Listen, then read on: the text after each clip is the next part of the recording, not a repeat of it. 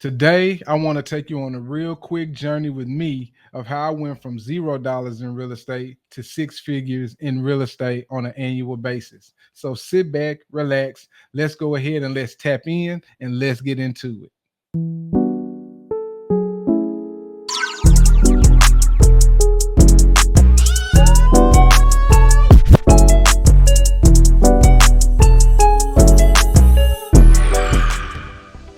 Before we get into the video, I want to announce a giveaway.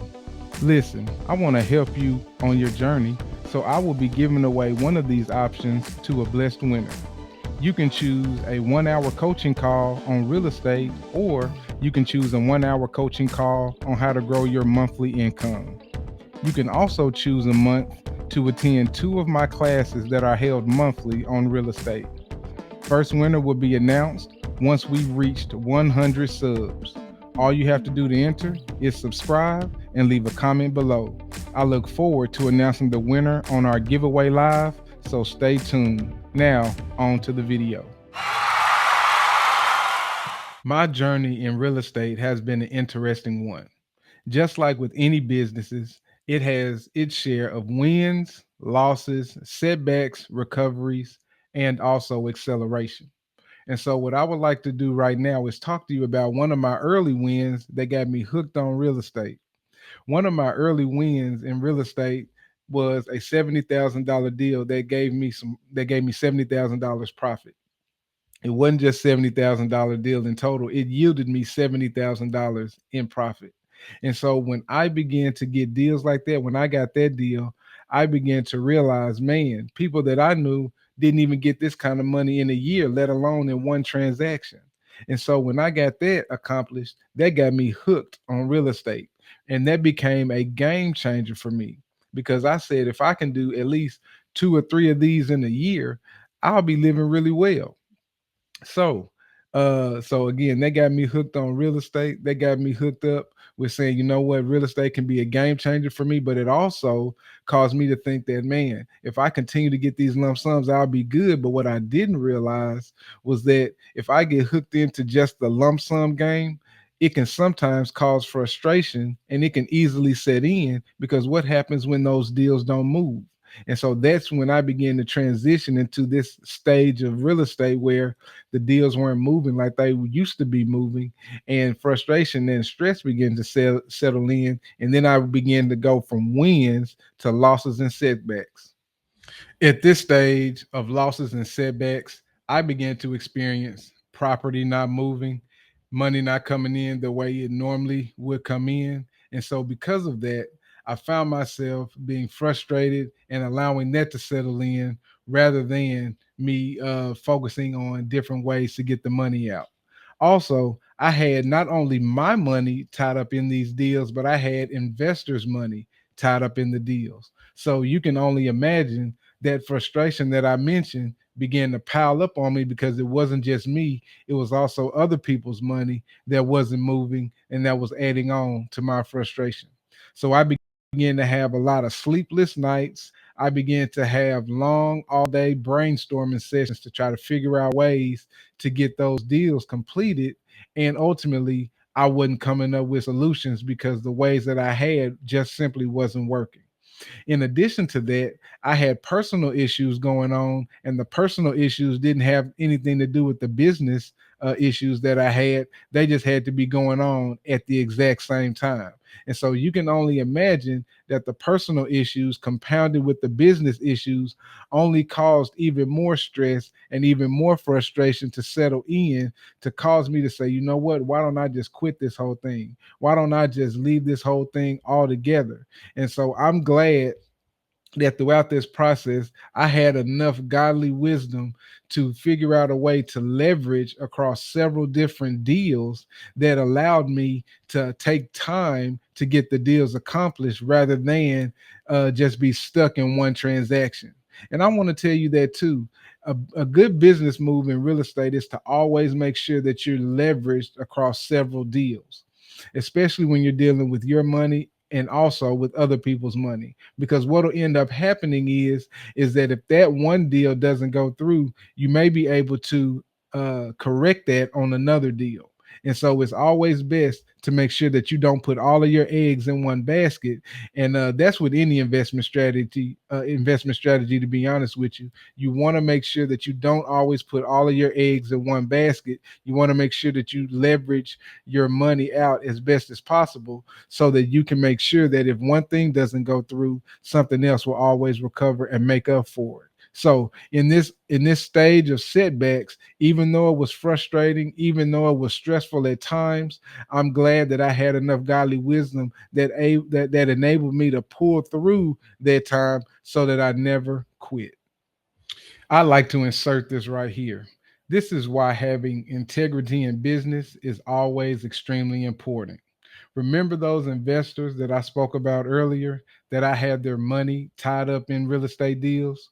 Well, because I had high integrity and because it was extremely important to me to make sure that they got their money back, I made sure that I did everything that I could to make sure that they got their money back. And so I want to encourage you to have high integrity in your business, because I believe that will be one of the things that will propel you for acceleration. And today, I can thankfully say that nobody that ever invested with me ever lost any of their money. I'm extremely excited about that. And so, because it's extremely important for me, I have no other choice but to encourage you to do the same thing, because there's so many people out here that'll sit there and take your investment. And as soon as the deal goes bad, because they didn't manage their funds properly, or they didn't manage the deal properly, and the deal just doesn't work out, of course, you run that risk when you invest. But if you invest with somebody who has high integrity, they're going to make sure that they do everything possible to make sure that you won't lose your investment. Because it would have been real easy for me to say, you know what, that deal didn't go through, you lost your money, that's it. But because I had integrity and because it's my company and I'm the one running the investment, it was important to me to make sure that they still got their money back, regardless if it was that deal or if I worked on another deal. Even though that they didn't have any investment in that deal, I made sure that that money came back to them, regardless of what deal that they came in, because they ultimately invested in my business. That's what integrity says. And so, again, if you're going to be in business, I encourage you to be a person of high integrity, because when you operate with that kind of integrity, I believe that that will be the thing that propels you for the next phase of your business, and that is acceleration and growth. Now, as we get excited about acceleration and growth, I want to pause real quick and I want to encourage you to go ahead. If this is resonating with you, go ahead and hit that like button, go ahead and hit the share button, go ahead and hit the subscribe or follow button. And while you're at it, go ahead and hit that notification bell so that you can be alerted every time that I upload a new video, so that you can stay involved and so that you can tap in and get into it. So now let's talk about more about acceleration and growth. In this phase of acceleration and growth in my business, I want to reiterate to you that I believe that it was my integrity in those times of losses, in those times of setback, that caused me and positioned me to be in this position to accelerate my business and grow my business. I want to make sure I emphasize that at the very beginning, because it's extremely important that integrity be a staple in your business. Even in times where I wanted to quit, even in times where I thought it was just going to be too tough for me to even continue to go on, I believe that because it was what was in me and everything that I was called to that caused me to not quit. And because I had a firm foundation in who I was and I was secure in who I was, I had no other choice but to watch things turn around because of that integrity and what I was called to do. So when you're getting into business, you have to be sure that this is what you're called to do. You have to be sure that you're passionate about it. You have to be sure that this is what you want to do, because everybody will face times where it looks like they should quit. Everybody will face times where it looks like they shouldn't keep going. And so if you quit before you even get to this point, you're never ever going to get to the point of acceleration and growth. I'm here to tell you that right now. And I want you to stick it in there and make sure that you stay along for the acceleration and growth part, because it will be absolutely worth it, because I'm experiencing that acceleration and growth right now. I'm experiencing the acceleration and growth so much so to the point now to where I can acquire property a whole lot quicker. And I've even gotten to the point where I no longer need investors' money to invest. I have my own pool of funds that I can invest in wherever I need to at any given moment. This is the good thing about this investor part now. See, in the beginning, where I needed investors to invest in order to propel my business, now if an investor invests with me, I'm able to just be a total blessing to them and add to their bank account rather than me actually needing them. That's the beautiful part about acceleration and growth. I have now progressed to such a point where now I have access to as much funds as I need to do deals without having the need to solicit funds from other investors. Now I can go to those investors and say, hey, if you want to get involved with this, you can get involved with it and then not put a hiccup in my business whatsoever. And when I do that, it will only be an opportunity for me to be a blessing to them and grow their funds. And so it's not necessary on my part. And that is the transition that you want to find yourself in when you get to this position of acceleration and growth. I also want to mention that now I have more buyers to sell houses to than I actually have properties to sell them. Many of y'all know it's not a lot of times whether you have a service in business or whether you have the product. It's a matter of whether you have the buyers or not. Because you can have an awesome product, but if you don't have nobody to come and buy it, what good is the product? You can have an awesome service, but nobody knows about your service, or you don't have clients. What good is your service? And so I'm telling you that this part of acceleration and growth has progressed to such a point to where now as soon as I acquire the properties, I don't hold them long because I have that pool of buyers that have worked with me over the years, and word of mouth has spread all over the place concerning how I do business, that they're already ready to go as soon as I acquire properties. I don't know about you, but that's a long way from $0 in real estate to now I can officially say, or beneficially saying, making six figures in real estate on an annual basis. And not to mention my net worth. That's the other beautiful part about real estate. You increase your net worth while your annual income continues to increase.